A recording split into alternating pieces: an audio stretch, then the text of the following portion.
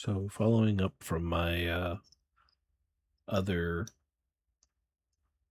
uh other video or audio or whatever you want to call this, um we ended off on my transition from the games industry into non-games, which again was very strange to go from this uh I don't know. There's a part of me that wants to say like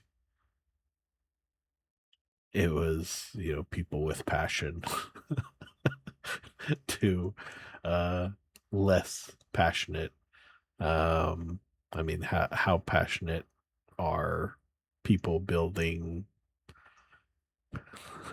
a website for selling homes, except for, the people who started the business being the most passionate or most invested in it. But yeah, I it was an interesting transition.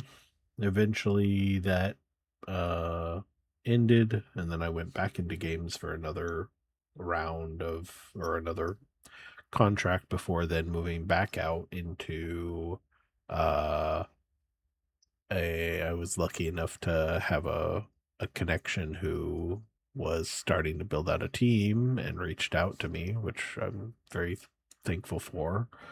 That experience was both really insightful, and also had some negatives to it, uh, or had significant negatives. But I did end up getting leadership experience from there, which was nice to be able to like have that, especially on the resume. I mean, sure, technically you can put whatever you want on your resume, but then you got to speak to it. And so being able to have that experience that I could then speak to about like the different things I was doing, like um trying to like build up morale and like keep people uh interested and excited about what they're doing, along with being, I mean, everywhere I've been, I've tried to be helpful and take on whatever needs doing. Um, but outside of that, I also was like leading a team, um, and so taking on some like lead responsibilities. I mean, I was in a lead position, but there was also like one level above us, and that's where things started to have issues. Is once that was yeah, near the end, it got it was kind of bad.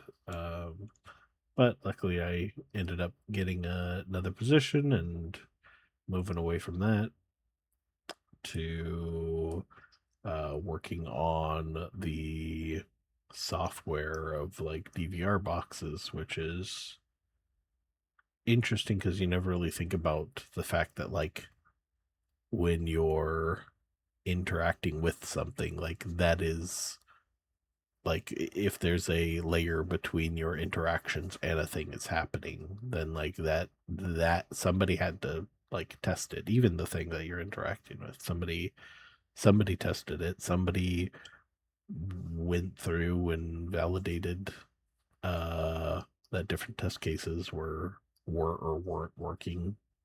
And so it's like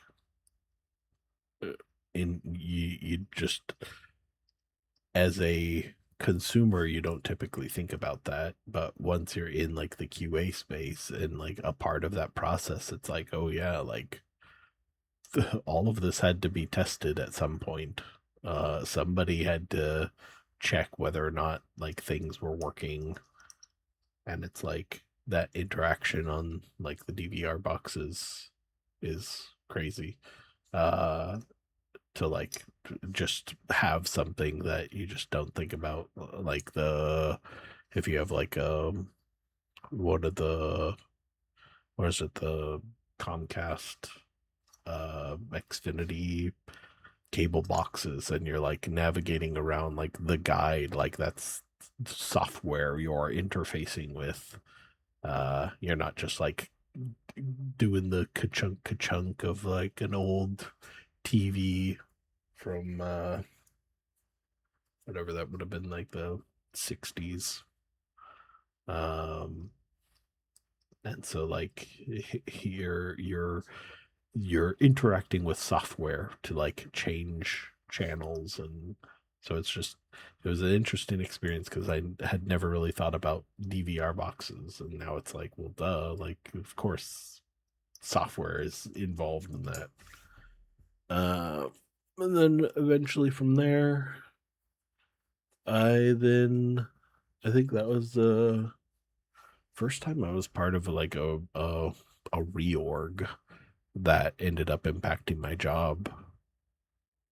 And so then from there, I sort of went through my own like professional crisis of like, is this really what I want to be doing? Like, am I even still like passionate about this, interested about this? And that's where I ended up stumbling across a person in the, or a notable person in the QA space named James Bach.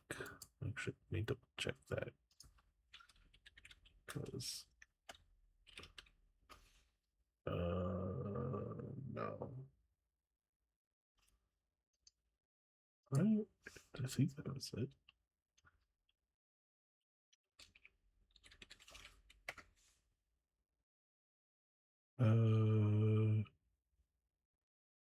Yeah, yeah, James Bach. He's uh somewhat controversial just in terms of the intensity that he has.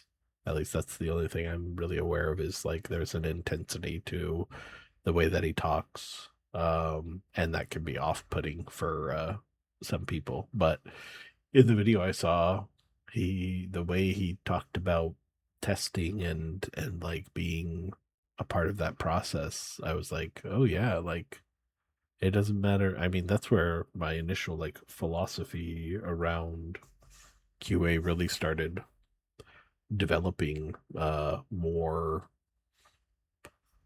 fully, was like, yeah, you can test anything. Like it is not limited to just like that stuff I was doing. Like you can test everything. Like put anything in front of me and I'll start exploring it and testing different aspects of it. And like that is where that sort of unlocked, and I started to think more deeply about what testing was and what quality is, and like this whole process. And like I'm very thankful for that because that sort of reignited something I didn't really think about until I was, you know, out of a job and like trying to figure out what I wanted to do. And so like experiencing that, somebody, a professional uh talking about it in that way, really sort of opened me up, and I was like, yeah, I mean, I'm still interested in it. And then I ended up getting a position shortly after that and was there for a significant amount of time. And like that's where I started developing more and more and really started getting a wider sense of like what is quality, and how does, like, who is a user, and how does that, why does that matter? What should we be thinking about users? Because that's where I started um the developing like my sense of like everyone is a user. If you interact with something, you are a user, regardless of if you're talking about a product or people interacting with each other. Like we are interfacing with each other, and like you can build user experiences beyond software, hardware, and whatnot. It was a sort of deeper discovery within myself about all of that, and that's the sort of stuff that I've now been carrying on this whole time. Is like I like thinking about quality as a whole, which is, yeah, I mean, I don't really want to go down a negative path, but there's definitely a lot of negativity around um, the, or not negativity. There's a lot of users are not being treated as well as they used to be. Um, maybe that's a little too general of a statement, but there's definitely a lot of negativity around that with like user experience and like products now being specifically designed to uh extract a lot more from users, and like that's something that I'm constantly fighting with internally, is like why why is that the path we're going down? But I mean, at the end of the day, it's most of it ends up just being money. I mean, there's more to it, but a lot of it's just money.